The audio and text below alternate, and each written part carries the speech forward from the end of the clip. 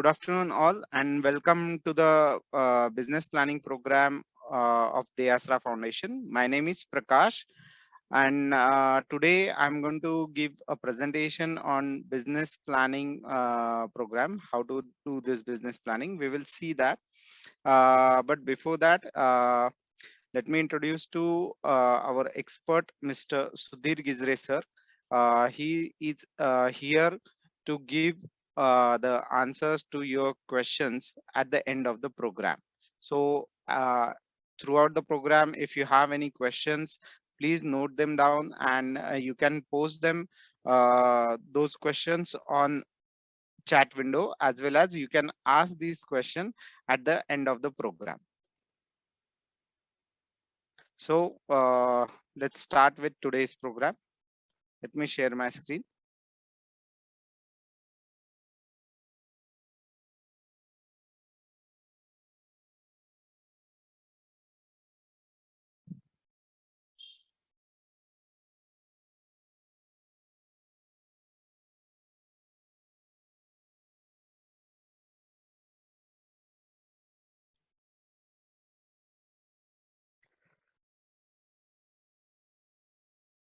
Okay, so let's start with this business planning program.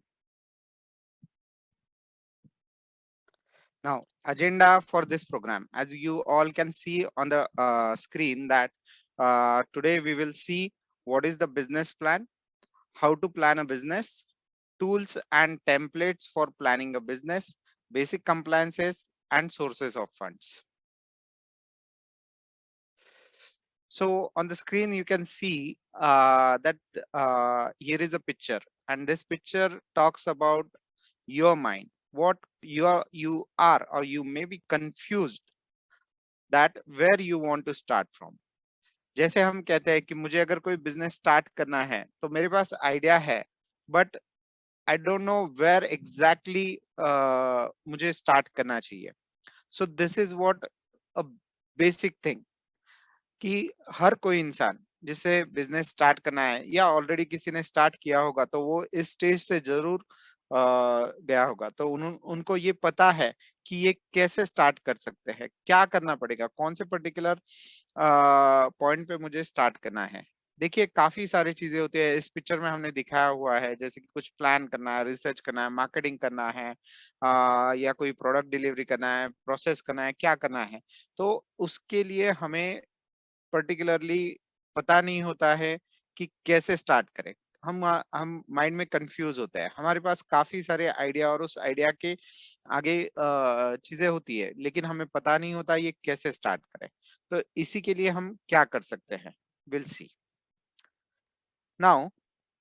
अगर हम इस कंफ्यूजन स्टेज पर है, कंफ्यूजन स्टेज दो वक्त आ सकती है. फर्स्ट, जब आपका बिजनेस स्टार्ट करना है उस वक्त. सेकेंड थिंग, आपको अगर आपका बिजनेस एक्सपांड करना है. इन दोनों पर्टिकुलर स्टेज पर आप कंफ्यूज हो सकते हो. तो अब इसके लिए क्या करना चाहिए? तो इसके लिए होता है business plan. Now what is this business plan we are talking about? कि बिजनेस प्लान करो, बिजनेस प्लान करो, लेकिन क्या है बिजनेस प्लान? आप लोग स्क्रीन पे देख सकते हो. On the screen we have mention that there is a definition. A business plan is a written document. I'm going to read this for each and every person. A business plan is a written document that describes in detail how a business defines its objective and how it is to go about achieving its goal. A business plan lay out a written roadmap for the firm from marketing, financial and operation standpoints. So ये जो particular definition है, इसे अगर हम थोड़ा सा और deeply और थोड़ा सा स्लोली रीड करेंगे तो हमें पता चलेगा कि what is a business plan. A business plan is a written document. ये फर्स्ट जो पर्टिकुलर लाइन है, इसी में हमें पता चलता है what is business plan. It should be a written document. फिर चाहे वो आप एक पर्टिकुलर नोटबुक में लिखिए, या आपको कोई पर्टिकुलर आपके पास कंप्यूटर है, लैपटॉप है, उसमें आपने कुछ एक्सेल में वगैरह बनाया है, वर्ड फाइल में बनाया है, आपको कहीं ना कहीं ये रिटन डॉक्यूमेंट रखना जरूरी होता है. अब ये रिटन डॉक्यूमेंट है तो इसमें क्या होना चाहिए? तो इसमें डिस्क्रिप्शन होना चाहिए इन डिटेल. कि आप आपका बिजनेस क्या डिफाइन करते हो, आपके बिजनेस के ऑब्जेक्टिव्स क्या है, और वो जो पर्टिकुलर ऑब्जेक्टिव्स है उन्हें कंप्लीट करने के लिए आपने कुछ गोल सेट किए हुए हैं, तो वो गोल्स आप कैसे अचीव कर पाओगे। तो इस तरह से आपको स्टेप बाय स्टेप एक रोड मैप वहां पर रिटर्न डॉक्यूमेंट में लिखना जरूरी है। अब ये कौन से पॉइंट्स हो सकते हैं, मार्केटिंग है, अकाउंटिंग के रिलेटेड अगर कुछ है, तो ये सब स्टैंड पॉइंट्स उसमें आने जरूरी है। सो business plan is a return document first of all. तो अब ये देखेंगे कि what is the purpose of a business plan, हमें क्यों बनाना है, क्या जरूरत है। जैसे हमने देखा कि अगर हम कंफ्यूज होते हैं तो उसके लिए हमें बिजनेस प्लान बनाना है, तो ठीक है, वो तो एक शुरुआती दौर से चीज है, वो हो गई। लेकिन एक्चुअल पर्पस क्या है, the main and important thing, business plan आपकी हेल्प करता है। किस बारे में आपकी हेल्प करता है, कि आपका बिजनेस जो आपको रन करना है वो आपके विजन के साथ अलाइनमेंट है। यहाँ पर हमने लिखा है it help to run your business with a more cohesive vision. आपकी जो भी पर्टिकुलर विजन है उसके साथ आपका बिजनेस अलाइन होना बहुत जरूरी है। Second, it helps to understand the financial viability of the business. अब फाइनेंशियल वायबिलिटी ये जो वर्ड है इसे मैं थोड़ा सा यहाँ पर एक्सप्लेन करना चाहूंगा। सी, हमें पता है हम लोग बिजनेस करते हैं या पर्टिकुलर बिजनेस एक्टिविटी करते हैं, फिर चाहे वो कितना भी छोटा बिजनेस हो या कितना भी बड़ा मल्टीनेशनल कंपनी का बिजनेस हो, वो सब करते हैं तो उसके पीछे प्राइम ऑब्जेक्टिव होता है प्रॉफिट। अब ये जो प्रॉफिट अगर हमें कमाना है, तो ऐसा है क्या कि अगर आज मैंने बिजनेस स्टार्ट किया है, मेरा स्टार्ट मंथ है ये मई 2022, तो इसमें मैंने 15,000 रुपीज प्रॉफिट बना लिया।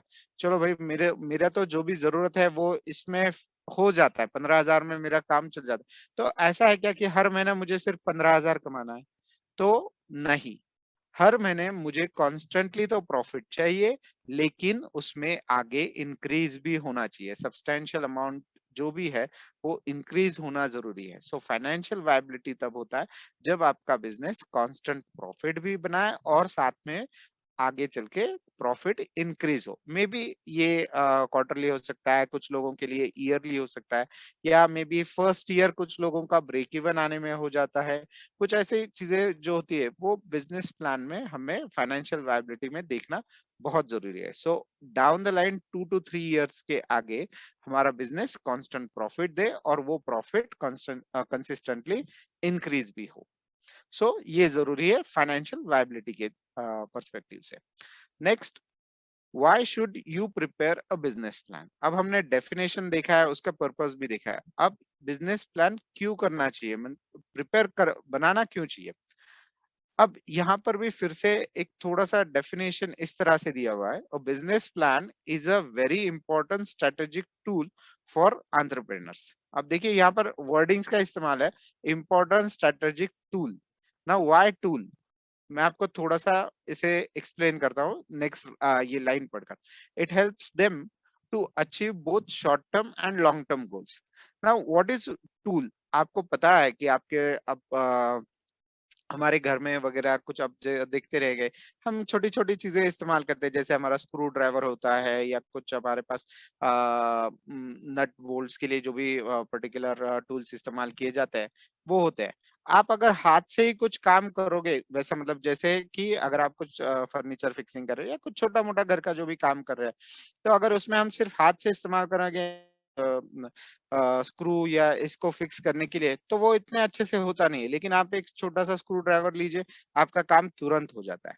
So why tool, tool is very important thing. तो इसी तरह से बिजनेस प्लान एक टूल की तरह काम करता है, लेकिन कौन सा टूल, स्ट्रेटेजिक टूल है, जिसकी वजह से वो बिजनेस को आगे आपको रोड मैप, जैसे मैंने डेफिनेशन में बताया, वो बताता है, और आपके विजन के साथ आप आपके बिजनेस को रन करते हो और उसे अलाइन करते हो, तो आपके जो भी शॉर्ट टर्म गोल्स है, लॉन्ग टर्म गोल्स है, वो आप अचीव कर पाओगे।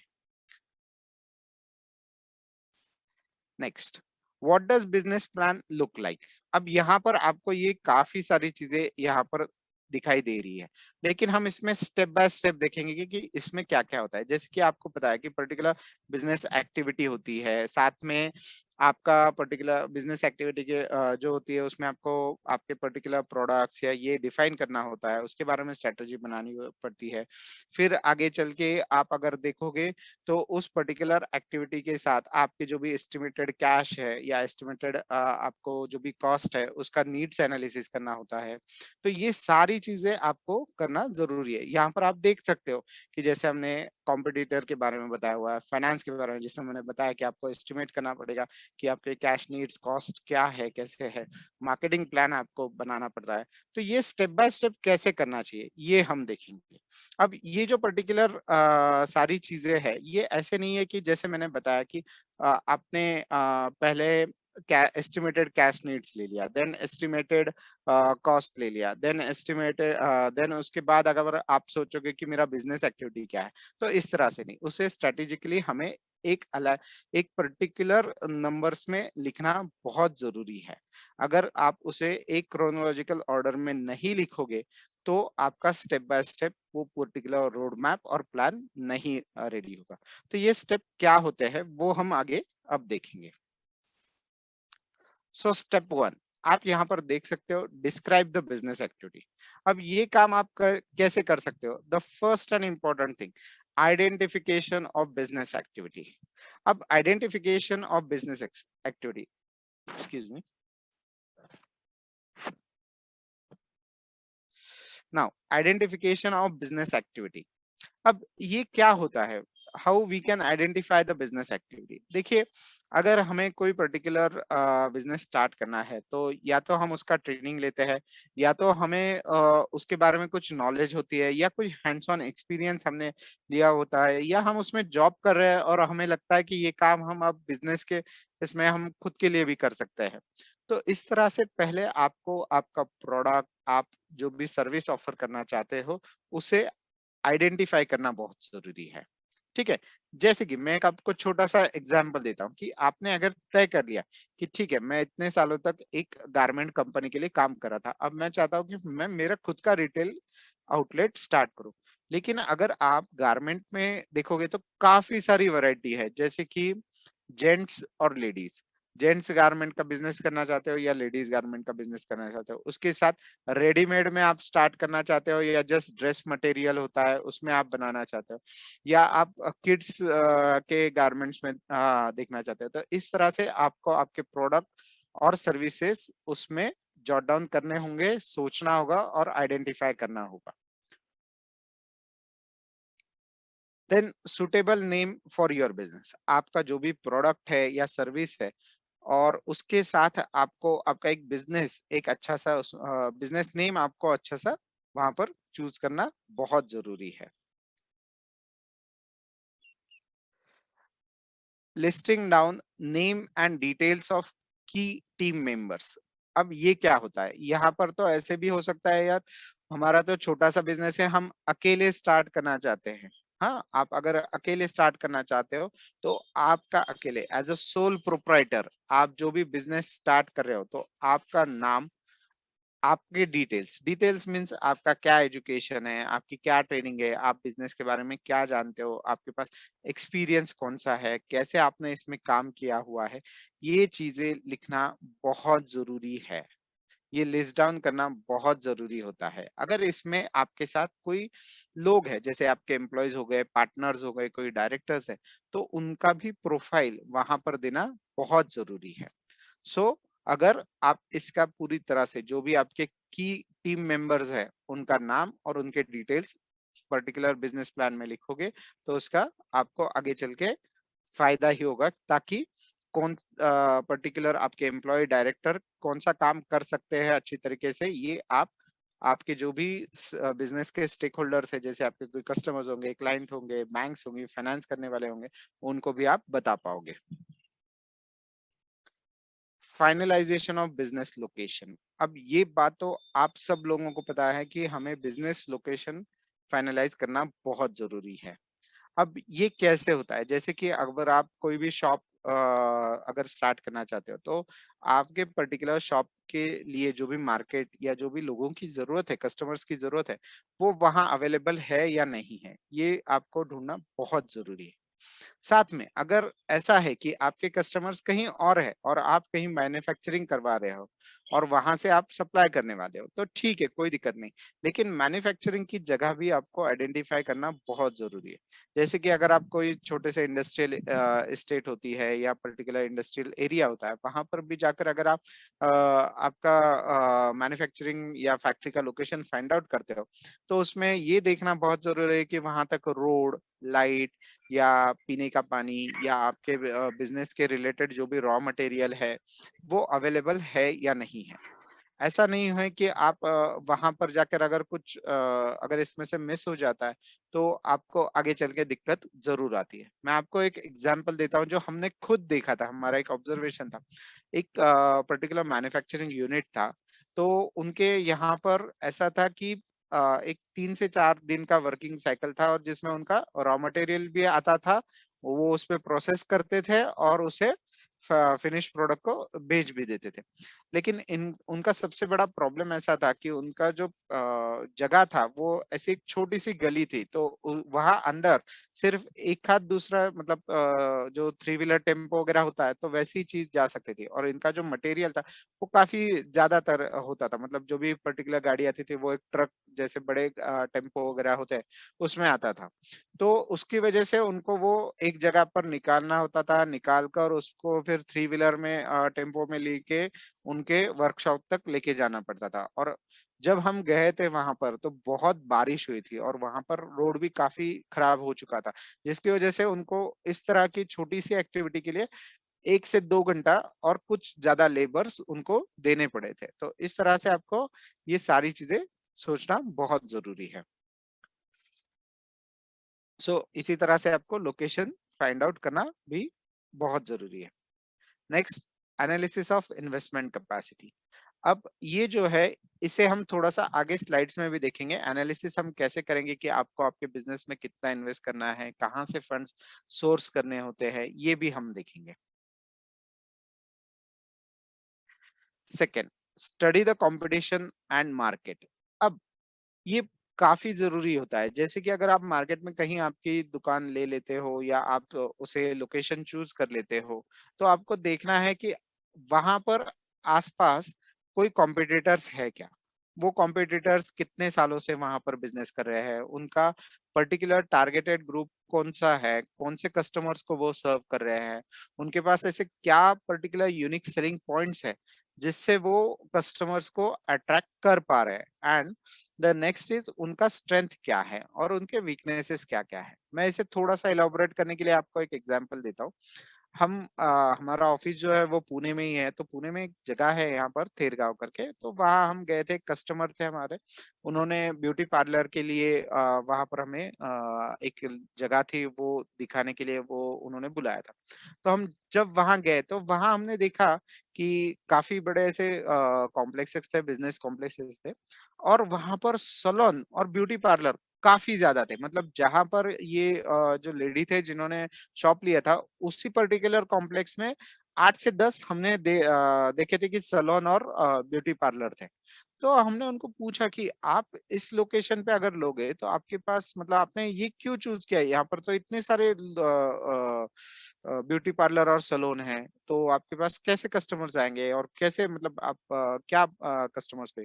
तो उन्होंने कहा कि सर आप यहाँ पर एक आधा घंटा देखिए जरा बैठ के कि हर एक पर्टिकुलर शॉप में वेटिंग है।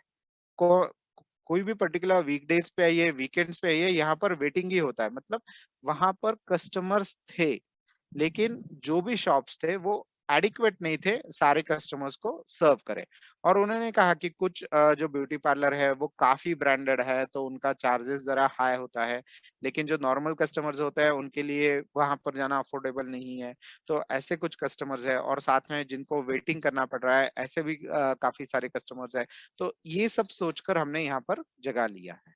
तो इस तरह से आपको वहां पर जाकर कुछ दिन देखना होगा कि वहाँ एक्चुअली कैसे बिजनेस चल रहा है, उनके पास कुछ वेटिंग है क्या, कुछ सर्विसेज वो लोग नहीं दे पा रहे क्या, तो ये सब चीजें आपको देखना बहुत जरूरी है।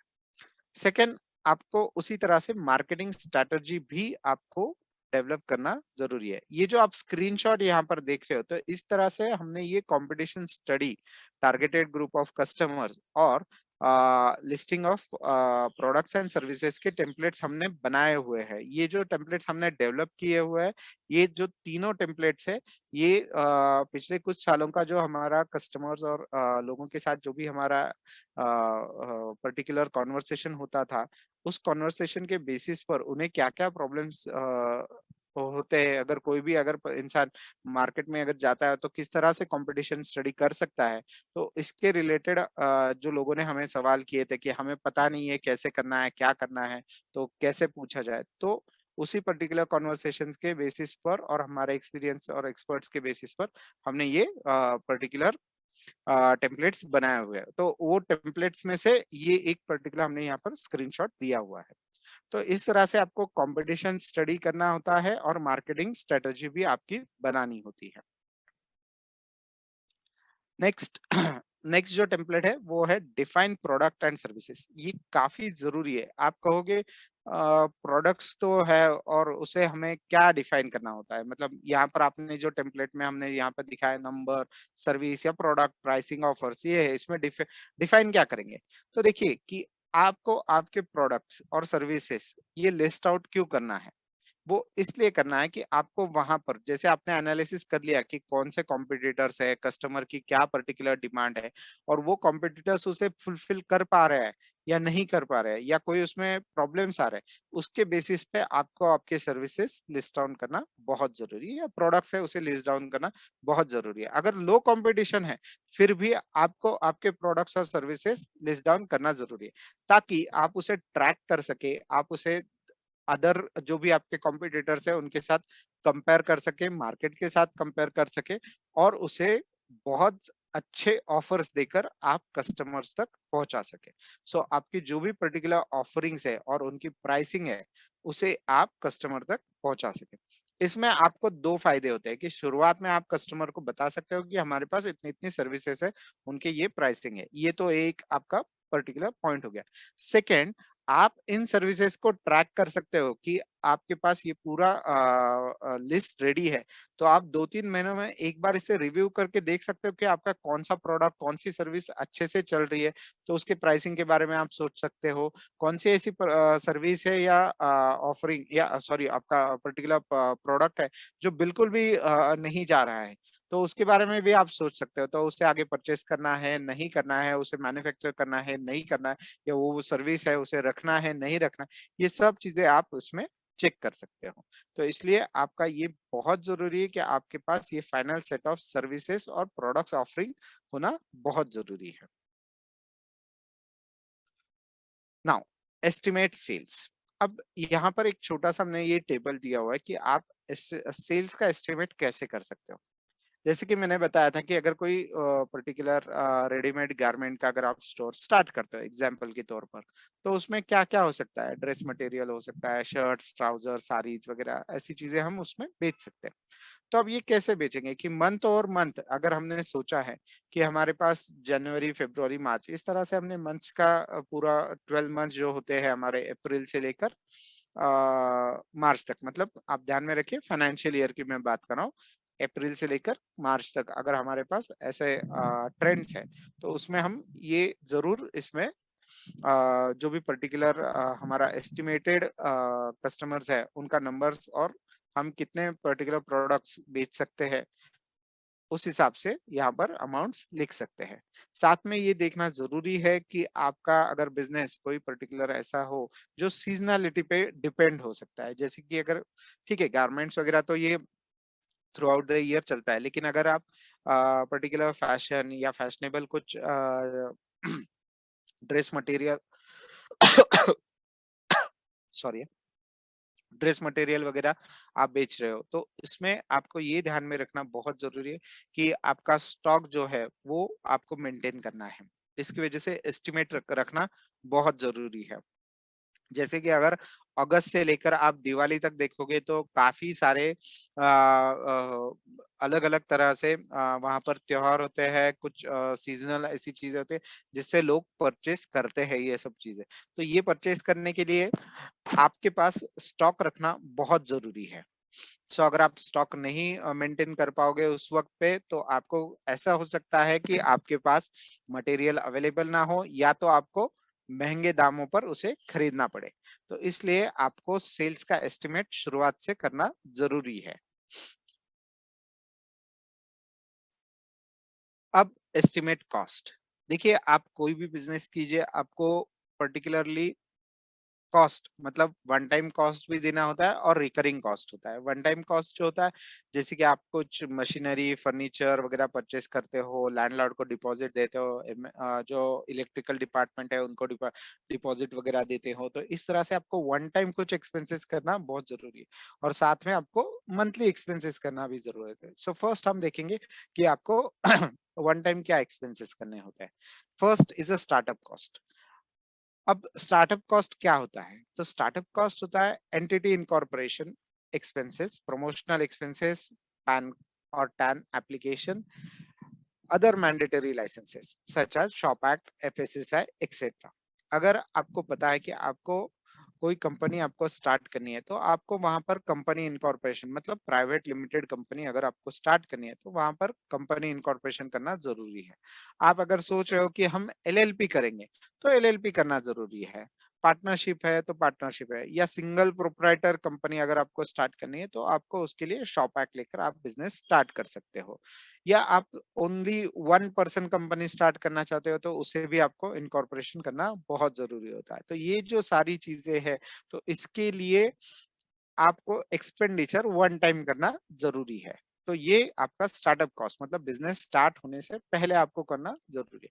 प्रमोशनल एक्सपेंसेस, आप जैसे भी बिजनेस स्टार्ट करोगे, तो जहां पर आप बिजनेस स्टार्ट करोगे, तो वहां पर कुछ ना कुछ उसका सेल्स प्रमोशन, आप प्रमोशंस वगैरह करोगे, या छोटा मोटा वहां पर एक प्रोग्राम रखोगे, ताकि जो भी लोग हैं उन्हें पता चले कि आपकी शॉप है या आपका बिजनेस है यहाँ पर स्टार्ट हुआ है। देन कुछ लीगल कंप्लायंसेस, जैसे कि पैन, या आपको कोई पर्टिकुलर लाइसेंस की जरूरत होती है, मैन्युफैक्चरिंग यूनिट्स हो, या एफएसएसआई मतलब फूड का अगर आपका बिजनेस है, तो एफएसएसआई रजिस्ट्रेशन आपको लेना जरूरी है। आप उद्यम रजिस्ट्रेशन जो लेते हो, तो उसके लिए एक्सपेंसेस होते हैं। तो ये सब चीजें आपको स्टार्टअप कॉस्ट में लेना बहुत जरूरी है। नेक्स्ट, परचेस ऑफ मशीनरी और उसके आगे हमने लिखा है परचेस ऑफ व्हीकल्स। अब ये दोनों हमने सेपरेट इसलिए लिखा है, देखिए परचेस ऑफ मशीनरी, आप कोई भी पर्टिकुलर मैन्युफैक्चरिंग एक्टिविटी या कुछ सर्विसेज के लिए भी अगर कोई मशीनरी परचेस करना चाहते हो, जैसे कि आपकी अगर टेलरिंग शॉप है, या आप मैन्युफैक्चरिंग यूनिट ही स्टार्ट कर रहे हो जिसमें आप शर्ट्स वगैरह मैन्युफैक्चर करना चाहते हो, या कोई फूड प्रोडक्ट्स करना चाहते हो, तो इसमें आपको मशीनरी परचेस करना बहुत जरूरी है। सो वो मशीनरी यहाँ पर आपको एस्टिमेट कॉस्ट में लेना जरूरी है। Next, purchase of vehicles. अब ये कैसे हो सकता है कि आपका मैन्युफैक्चरिंग बिजनेस है, आपको फिनिश गुड्स, रॉ मटेरियल, ये जो चीजें होती है, उसे आपको ट्रांसपोर्ट के जरिए कहीं और पहुंचाना है। तो इस उस पर्टिकुलर एक्टिविटी के लिए अगर आपको व्हीकल परचेस करना है, कमर्शियल व्हीकल परचेस करना है, तो उसे हमने परचेस ऑफ व्हीकल्स में लिया हुआ है। सेकंड थिंग एक होता है, जैसे कि आप पब्लिक ट्रांसपोर्ट बिजनेस में, मतलब आपने अब देखा होगा कि टैक्सी सर्विसेज अवेलेबल है, ऑटो रिक्शा है। जस्ट मिनट,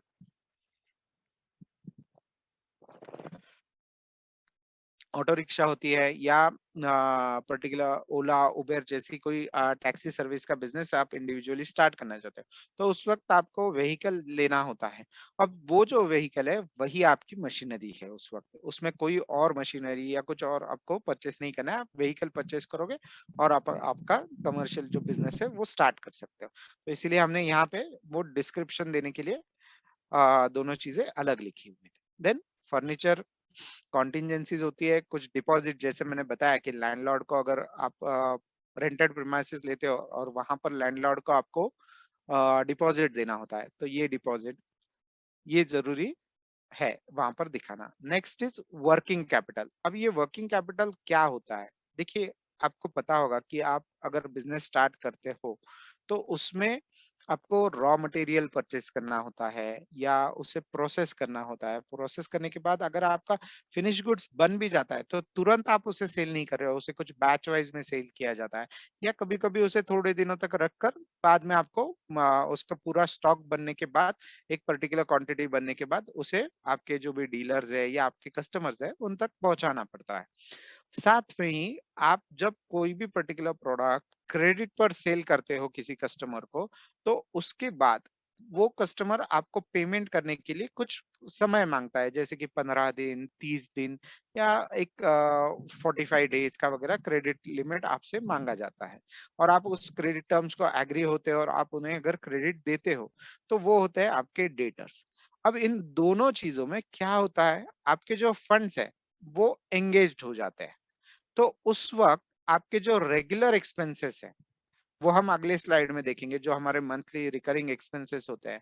तो वो तो वहाँ पर करने के लिए आपका जो भी फंड था, वो ब्लॉक हो चुका है। आपको पैसे आना बाकी है, आपने ऑलरेडी रॉ मटेरियल का पेमेंट कर दिया है, तो वो भी वर्क इन प्रोग्रेस है। वो जब पूरा बन जाएगा, उसके बाद सेल होगा, उसके बाद क्रेडिट के बाद वो पैसे आने वाले हैं। तो इस तरह से आपके कुछ पैसे जो है, वो इस सब में एंगेज हो जाते हैं।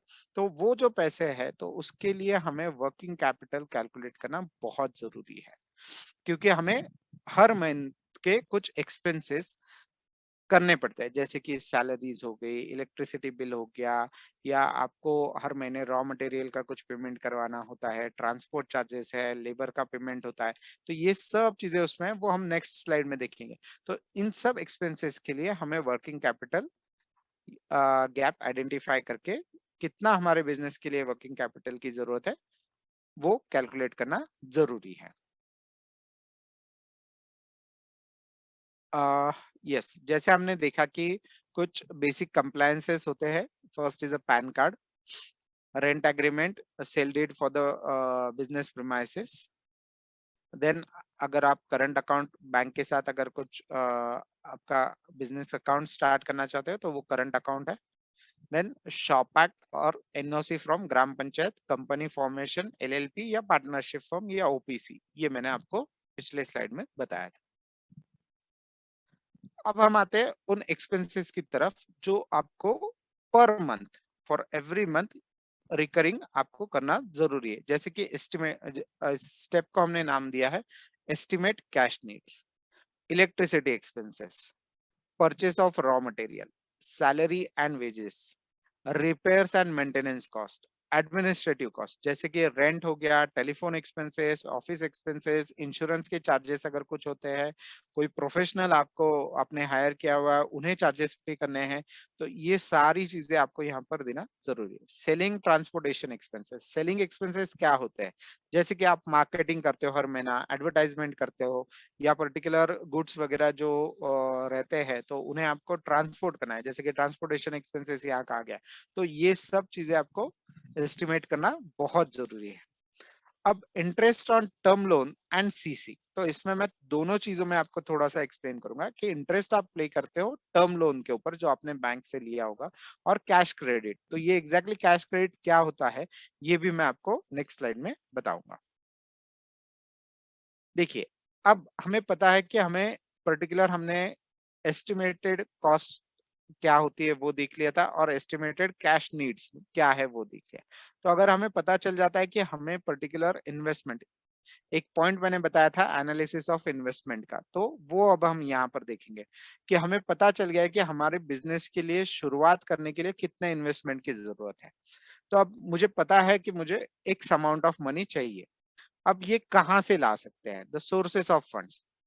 Now first is own capital. अगर मैं जॉब करता हूँ, मेरे पास कुछ सेविंग्स है, तो उससे मैं ये बिजनेस स्टार्ट कर सकता हूँ। उससे मैं कुछ मशीनरी वगैरह परचेज कर सकता हूँ, कुछ जगह पर रेंट पर ले सकता हूँ और मैं अपना बिजनेस स्टार्ट कर सकता हूँ।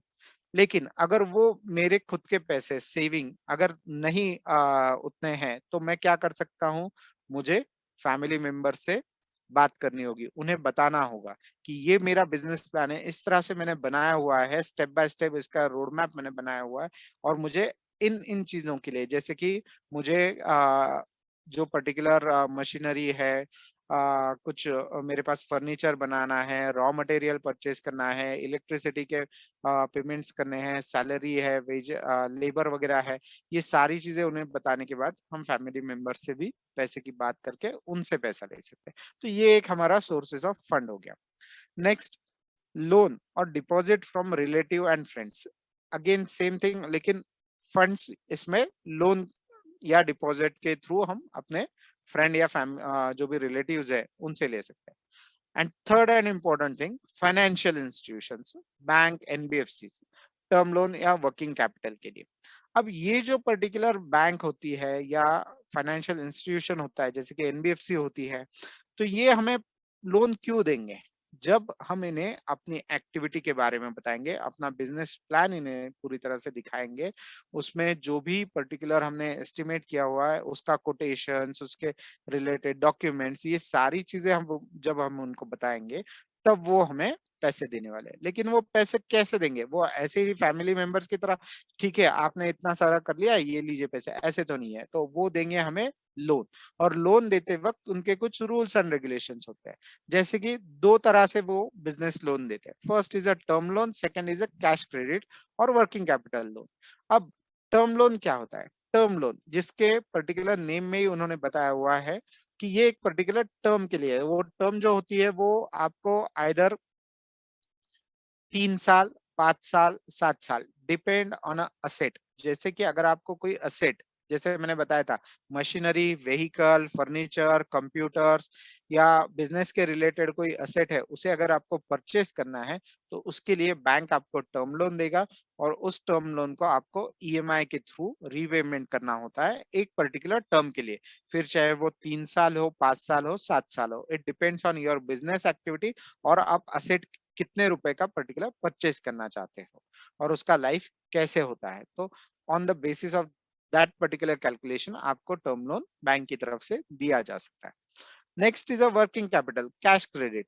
तो ये जो कैश क्रेडिट होता है, ये कैश क्रेडिट आपको दिया जाता है आपकी वर्किंग कैपिटल नीड्स, जो मैंने बताई थी कि जैसे आपको अगर स्टॉक परचेस करना चाहते हो, या आप जो आपने रॉ मटेरियल का स्टॉक परचेस किया हुआ है, या आपने किसी को क्रेडिट दिया हुआ है, आपके डेटर्स है, तो इसकी वजह से आपके फंड्स वहां पर एंगेज हो चुके हैं, तो उसको गैप फाइंड आउट करके आपको रिकरिंग एक्सपेंसेस के लिए ये पर्टिकुलर वर्किंग कैपिटल लोन दिया जाता है, ताकि आपका जो भी रॉ मटेरियल और इसमें पैसे जाने वाले हैं वो आप वर्किंग कैपिटल लोन से दे सकते हो, और ये फंड से आप उसे इस्तेमाल करके आपके जो एक्सपेंसेस है वो कर सकते हो। Next, loan under different government schemes. ये भी एक सोर्सेस का फंड्स का सोर्सेस है, जिसमें आपको गवर्नमेंट के कुछ स्कीम्स अवेलेबल है, उसे पर्टिकुलर डिपार्टमेंट जो भी है उनसे जाकर इंक्वायरी करके उनसे वो आपको जानकारी लेकर बैंक के थ्रू आगे प्रोसेस करवाना पड़ता है। तो इस तरह से आप फंड्स वगैरह आपके बिजनेस के लिए गैदर कर सकते हो।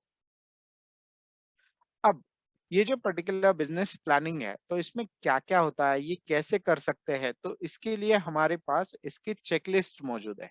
तो आप बिजनेस प्लान करते वक्त क्या-क्या चीजें देख सकते हो, कौन सी इंफॉर्मेशन रिक्वायरमेंट है, तो ये उसके लिए यहाँ पर हमने लिंक दी हुई है www.deasra.in/all free resources।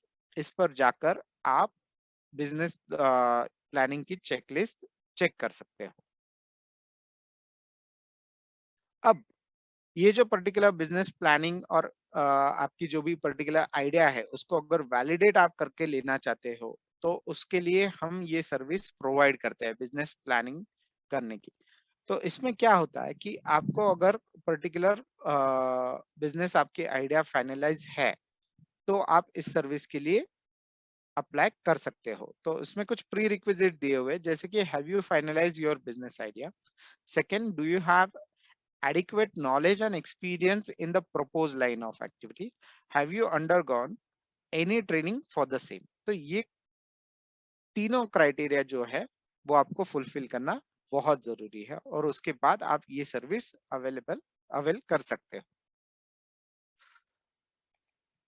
अब आपने यहाँ तक देखा कि बिजनेस प्लान कैसे बनता है, क्या क्या उसमें इंक्लूड होता है, उसका पर्पस क्या है, अब उसके बेनिफिट्स आपको क्या मिल सकते हैं। अगर आपके पास एक अच्छा सा बिजनेस प्लान आपने बनाया है खुद, तो उसमें फर्स्ट इंपॉर्टेंट थिंग कि आपकी जो भी आइडिया है उसे स्ट्रीमलाइन करने में वो आपकी हेल्प करता है। सेकंड, आपको डायरेक्शन प्रोवाइड करता है। देखिए, हमने शुरुआत में लिया था कि एक पर्सन है जो कंफ्यूज है, बिजनेस कहाँ से स्टार्ट करना चाहता है, उसे स्ट्रीमलाइनिंग हो, उसकी जो भी आइडिया है वो स्ट्रीमलाइन नहीं होती है। तो वो फर्स्ट ऑफ ऑल कोई भी बिजनेस प्लान है जो आपके आइडिया स्ट्रीमलाइन करे, आपको एक डायरेक्शन प्रोवाइड करे, तो ये बेनिफिट होता है। Ensure systematic approach. देखिए, सिस्टमैटिक अप्रोच आप कहोगे कि कैसे, तो सिस्टमैटिक अप्रोच आप देखिए, पहले आप जानते हो कि आपको एग्जैक्टली बिजनेस कहाँ स्टार्ट करना है, आपके कॉम्पिटिटर कौन है, उनकी स्ट्रेंथ वीकनेसेस क्या है, उसकी तरह से आपकी अपॉर्चुनिटीज क्या क्या है, ये सारी चीजें आप सोच सकते हो। और उसे, जैसे मैंने फर्स्ट इसमें बताया था कि ये रिटर्न डॉक्यूमेंट है, और उसे क्रोनोलॉजिकल ऑर्डर में अगर आप बनाओगे तो डेफिनेटली वो आपको हेल्प करेगा, एक सिस्टमैटिक अप्रोच आपका होगा आपके बिजनेस की तरफ। And it's in procuring loans. आपको अगर पता चले कि मेरा एस्टिमेटेड कॉस्ट और एस्टिमेटेड कैश नीड्स है, तो इस तरह से आप एक बात ध्यान में रख सकते हो कि आपको लोन कितना लेना है, तो वो लेकर फिर आप आगे लोन के लिए भी प्रोसेस कर सकते हो। साथ साथ में आपका जो भी पर्टिकुलर सेल्स है या आपके जो भी ऑब्जेक्टिव गोल्स आपको अचीव करने हैं, उससे आप ये भी पता कर सकते हो कि उसमें जो इंटरेस्ट है और इंटरेस्ट के साथ मुझे लोन रिपेमेंट करना है, वो रिपेमेंट हो सकता है या नहीं।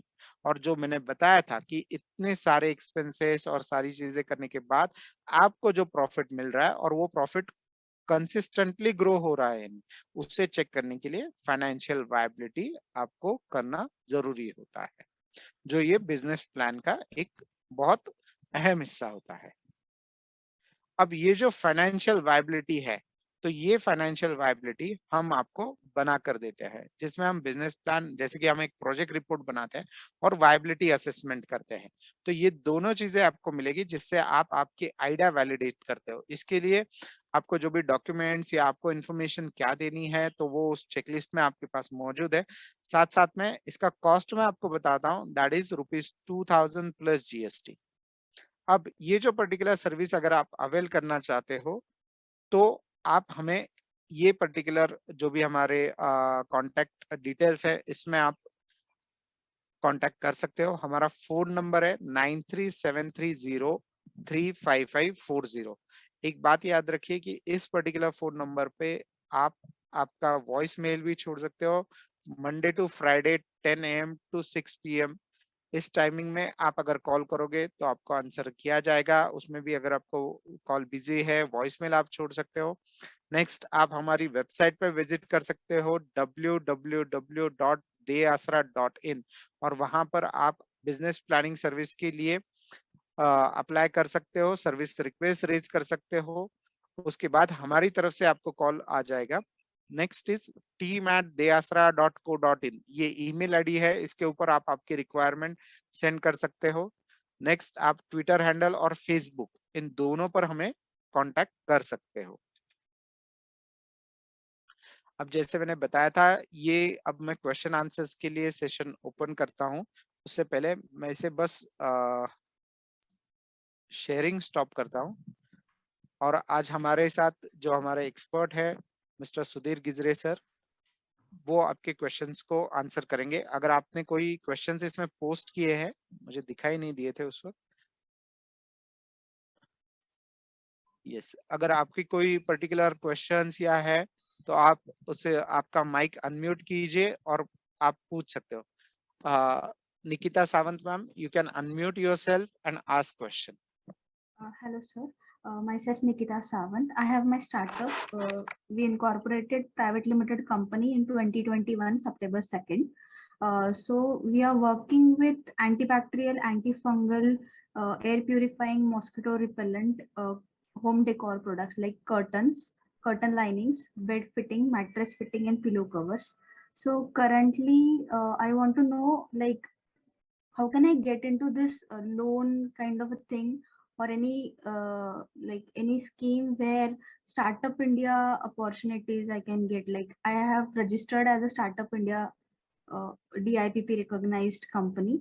So is there any scope, like how can I avail the grant or the loan, both the facilities government avails us?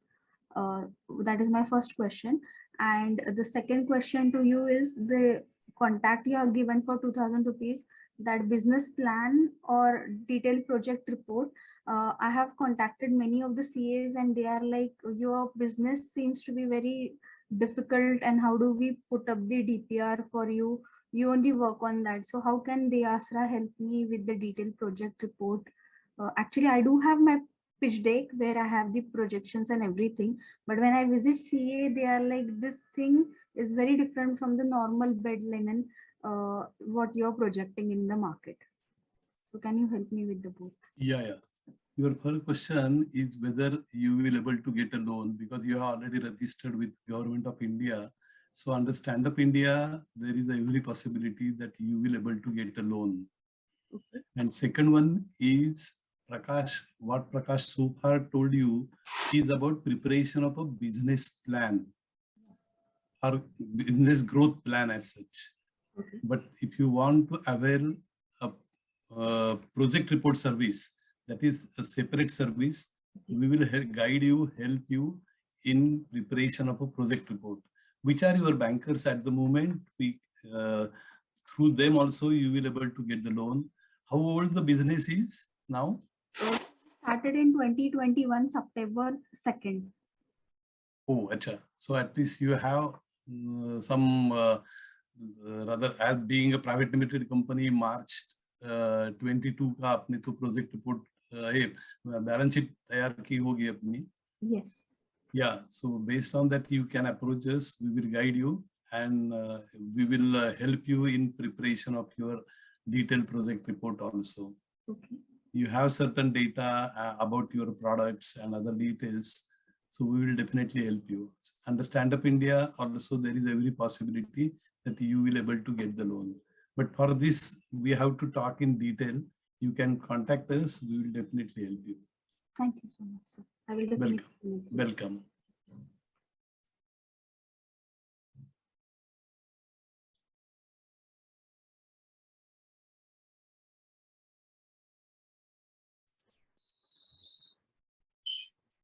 Hello, Gizre sir, there is one more Yes. question.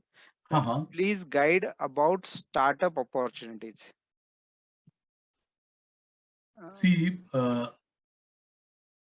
starting traditional businesses are what we can say urban-oriented traditional businesses, and starting altogether new venture as a startup.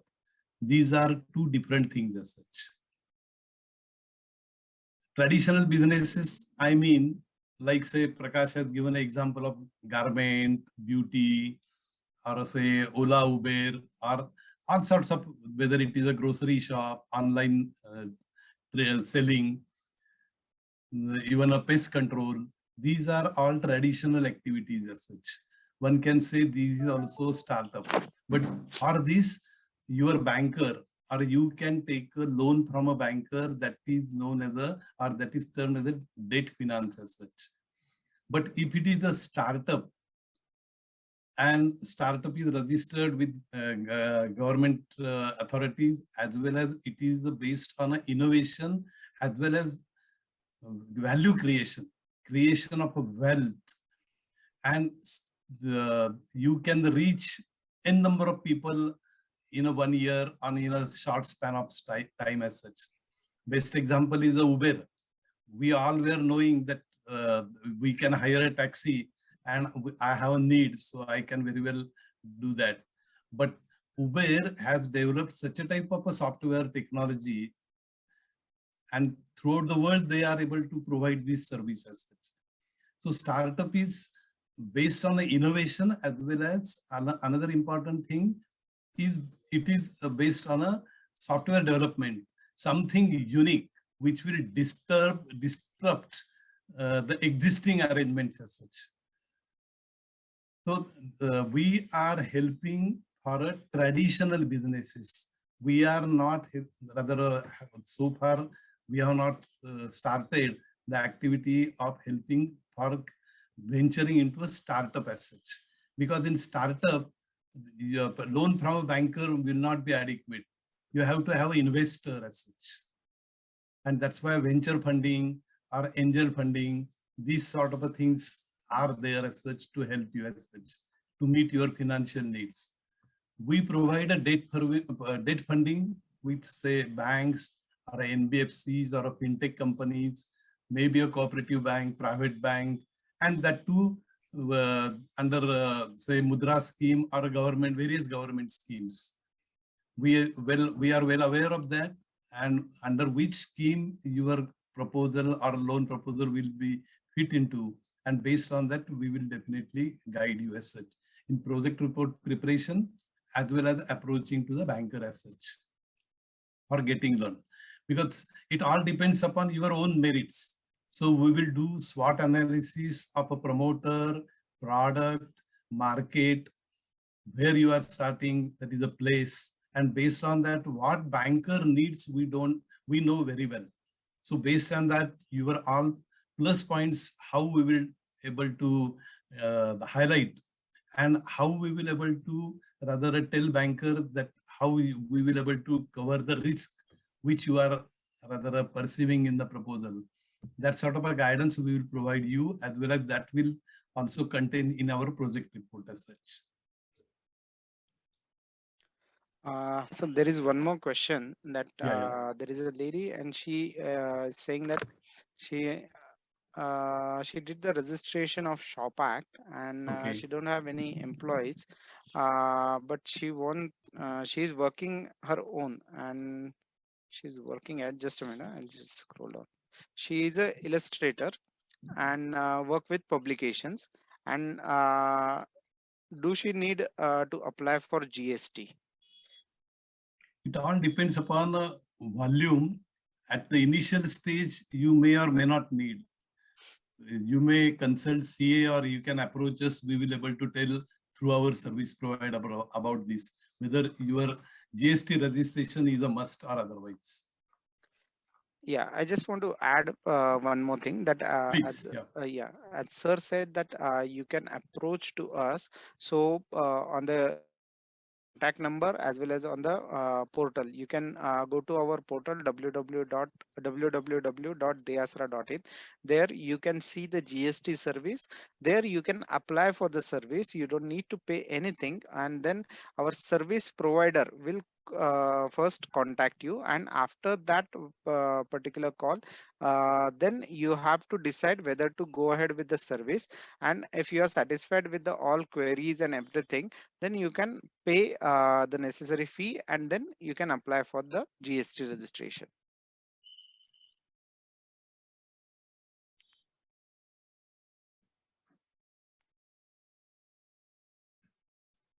Okay.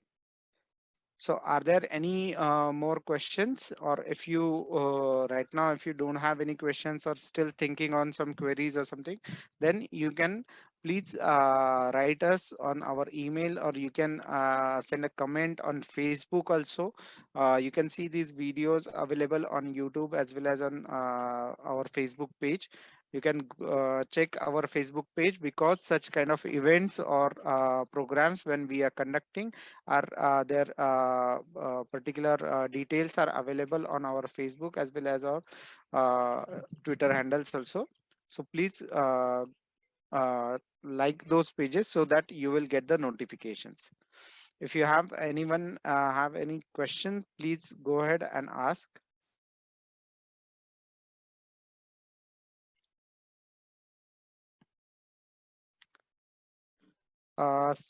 Yes, there is one question. Can you share some strategies on how to attract more and more customers for our business? Yes. Marketing is very important even for a traditional businesses as such. And especially during COVID, all of us have gone through so many agonies and so many variety of new innovations also through which we are also now passing on as such. So there are various strategies you can approach us. We will definitely guide you even how to do digital marketing. For this also we have a separate rather webinar as such. That also you can undergo. Or we are also publishing our event of calendar event as such. How many different training programs or such a type of webinars are there in a week or a month. Based on that also you can attend, but we will definitely guide you about how to generate leads, and that leads will be converted into customers and sale as such. So for this also we do provide a guidance, especially our traditional or offline marketing, there are limitations. Online marketing, there is a huge scope. How to do online marketing, for that also we have experts in that field. They will also guide you, as well as some webinars like this also you can very well undergo. You do attend this, that will definitely help you. They will guide you also. You can avail these services also. So individually also you will be given a close guidance about each and every step and activity as such. You do avail that service as such, no problem.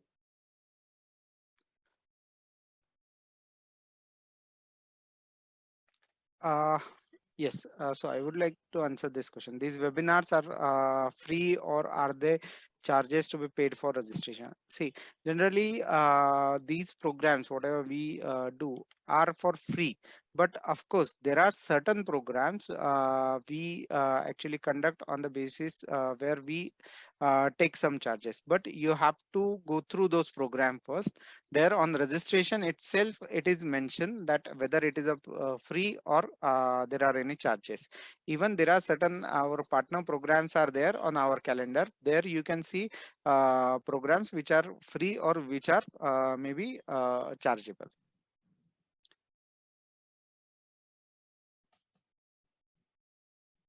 By and large, it is free, but if you want to have some specialization, like say digital marketing, and within that also certain mode, then there are some charges, but these are very reasonable charges. Just like Nikita was telling about the CA charges, charter accountant charges for project preparation, maybe in say 10, 20, 25,000 rupees and all this. Our charges are, that's very reasonable, and it's say less than 10% what market is quoting as such. Yes, Prakash, you may add that. Yes, sir. That's it. That's it. The charges, whatever you have told, that I want to add. Yes, go ahead, Dipti ma'am, please. Yes, actually, I wanted to ask that is there any specific chart or as such mentioned where there will be proper list of your webinars, when and where it will be conducted and all? Yes, all these things are available on our web portal, that is www.teasra.in. There you can see the under events thing. You will see our entire 1 month calendar. You can see the events of May as well as in once just before 2 weeks of a particular month, you will able to see the some events for the June also. Okay. Okay, If you follow us on Facebook or other social channels, there also you will able to see these events and events calendar. Okay. Yeah. So अगर आपको किसी को भी इस तरह से जानकारी webinars और पर्टिकुलर प्रोग्राम्स के बारे में अगर आपको जानकारी चाहिए, तो हमारे वेब पोर्टल के ऊपर आप विजिट कर सकते हो. वहाँ इवेंट्स के अंदर आपको ये कैलेंडर मिल जाएगा. साथ साथ में आप अगर फेसबुक, ट्विटर और जो इंस्टाग्राम है वहाँ पर अगर आप फॉलो करोगे, तो डेफिनेटली आपको हमारा ये पर्टिकुलर एडवर्टाइजमेंट जो है वो दिखाई देगा, और जिसमें आप ये आपको जो भी रिलेटेड इवेंट्स है, उस इवेंट को आप वहां पर जाके रजिस्टर कर सकते हो. इसके अलावा I can add one more thing. We have a यशस्वी उद्योजक ऐसा एक डिजिटल मैगजीन भी है, and that you can very well avail that service even on your WhatsApp number as well as on your email ID. And 3 times in a week, like that, this e-magazine is made available by way of email as well as on your WhatsApp on mobile also. So you can avail that service also. So you will able to come to know so many variety of things, especially about these traditional businesses. And this e-magazine, how to Is avail that also freely service? available as such. You just contact us or you just write to our email, Okay. to us a email. You Mhm. will get by email all these, and that is a free. Earlier it was a offline magazine. मासिक Okay. होतं, आता असं मासिक नाही आहे. That is a e-magazine and that is आणि published thrice a week. मराठीमध्ये पूर्ण आहे ते, तुम्ही वाचू शकता त्यामध्ये. अच्छा. Yeah. बरं. Yes. So as now it's almost 5:30 आणि now there are no questions, आणि कोणाचे काही क्वेश्चन्स असतील तर परत मी रिपीट करतो की तुम्ही आम्हाला फेसबुक वरती किंवा आमच्या कॉन्टॅक्टचे काही डिटेल्स शेअर केलेले आहेत त्यावरती आपण तिथे जाऊन आपण आपले क्वेश्चन्स क्वेरीज कधीही पाठवू शकता. सेकंड थिंग, आता ज्यावेळेस आता ही पर्टिक्युलर मीटिंग एंड होईल तिथे आपल्याला फीडबॅकची लिंक मिळेल, ते जे फीडबॅक पेज डिस्प्ले होईल त्यावरती आपला फीडबॅक जरूर कळवा. आपला फीडबॅकमुळं आम्हाला कंटिन्युअस इम्प्रूव्ह करता येईल, सो दॅट पुढचे जे कोणी एंटरप्रेनर्स असतील जे अटेंड करतील त्यांना त्याप्रमाणे जास्त चांगल्या पद्धतीने आम्हाला आणखीन मदत करता येईल. So thank you all for attending this session.